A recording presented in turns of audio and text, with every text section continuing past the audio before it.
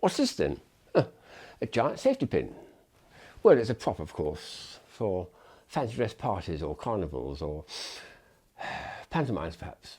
It made me think in my collection there are things which are very large or very small, little and large I call it, and there's probably 3 or 4 dozen categories of these, but here's the first half dozen of them. So that obviously is much too big as a safety pin. So here's the regular set which I've got from my sewing box. I use mostly these 3 sizes here, I think, but I think seamstresses use those for sewing, for preparing dresses and things. So there's a large one here I ought to get sometime, which is a baby's nappy, I think it is.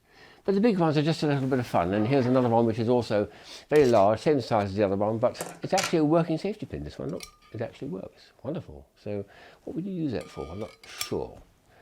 So some of them do keep their function when they're large or small, others change their function. The ones that really do preserve their function very well are the spinning tops, I think, and I've got about perhaps a couple of 100 spinning tops. These are getting down to the smallest sizes of spinning tops. This one here works beautifully on a mirror. And the next size down, if I can get it, is going to work as well, I think, just about. Yes, look. And a tiny one, which a friend found in Narita Airport in Tokyo, just about spins as well. Look at that, absolutely minute. Well, the biggest spinning tops in my collection, well, the biggest one I've got is this little monster here. It actually works very nicely. It's very well made. It spins like that. And most of the spinning tops I've got are actually between these 2 sizes. This size here, but in between those 2 sizes are most of my spinning tops. A friend of mine pointed out recently that there is a Dutch designer, a wood craftsman, who decided to go the whole hog and make a gigantic spinning top. Look at this monster here. It's about 8 foot tall. He's 6 foot high man. You'd need a special machine, a robotic arm to pick it, to lift it and turn it, and then to make it actually revolve. My goodness, what an effort that would be. So the contrast between that, which is about 8 foot tall, and this tiny thing, which is about 1 millimetre, is the whole range of spinning tops that I've ever come across. Well, that's a nice little contact.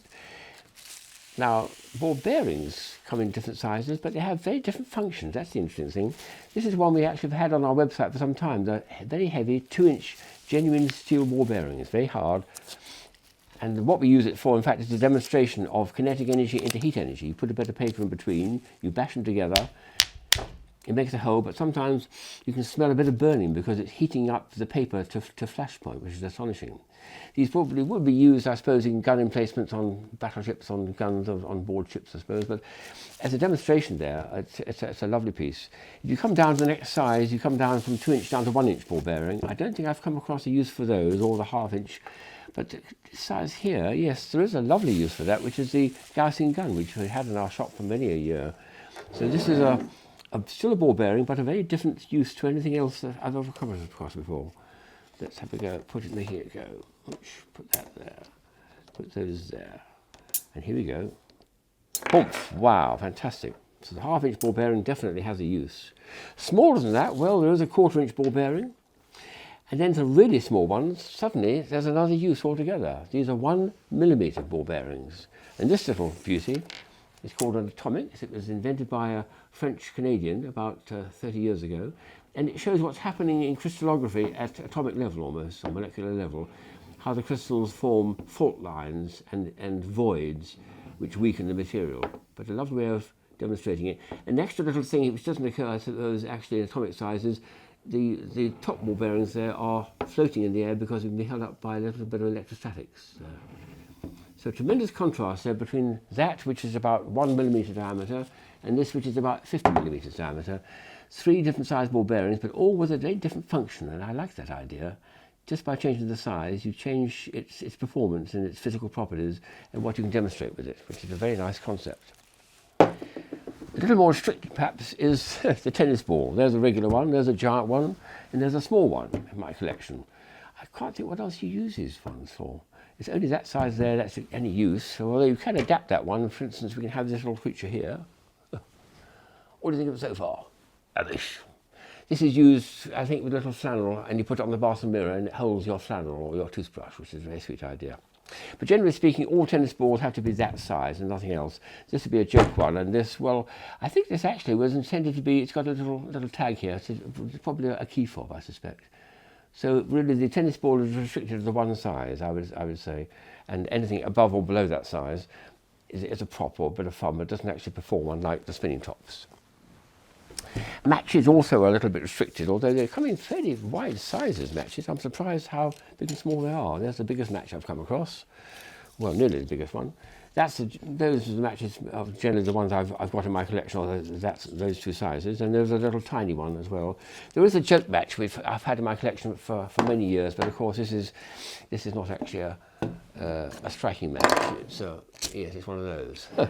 I suppose the trouble is if you try to put on the special chemical to make this strike, it wouldn't make the wood actually burn quick enough, so it wouldn't work. So generally speaking, match heads don't vary much in size. What's interesting about the small one here is the shape is rather like a spade. It's very thick and very thin, and the idea is when you strike it, you're supposed to have the thick side like that to help to support the thing as you're striking it. Ooh, there we go. So it actually works, something that small. Astonishing. But matches, generally speaking, are in that small range there. Anything up to perhaps that one doesn't actually work, or they could be used for dolls' furniture or something like that. It's a bit of fun, but it doesn't necessarily function. Then we've got a wonderful thing called the Torah Fluxes. It started off like this. There's a little ring, a little piece like that. When you twist it like that, it went on your finger. But it looks better, actually, if you put it onto a ballpoint pen. And my friend Johann Valette invented the idea of making it flow. Well, the intermediate version of this is something which I don't think has ever been marketed, but this is the same thing, but it's a very soft modulus. The spring is made of a very, very soft material, and it flows down this in the most delightful way, which is something he discovered in about 1996. When you spin it, it starts to fall down. Which there's it. There we go. Isn't that beautiful? And the other way. Down she goes. Then the regular size, which he came up with in about the mid-90s, was this size here, which is something we've had on the shop for many a year. And this is a beautiful object. I think it's one of my all-time favourite mechanical toys. It starts like that, opens up like that, and you set it spinning. And when it sets spinning, it looks like a silver bubble. Look at that! Isn't that beautiful? So this is a fairly restricted item from the point of view of sizing. You can't have a huge one, or much bigger than that, or much smaller than that, because it makes it very hard to work. But what a lot of fun that one is, isn't it? So sizing does matter, but sometimes it changes its function, sometimes it keeps its function as the spinning tops. I feel there's a lot more going on sizing little and large. That's a particularly nice one. Wow.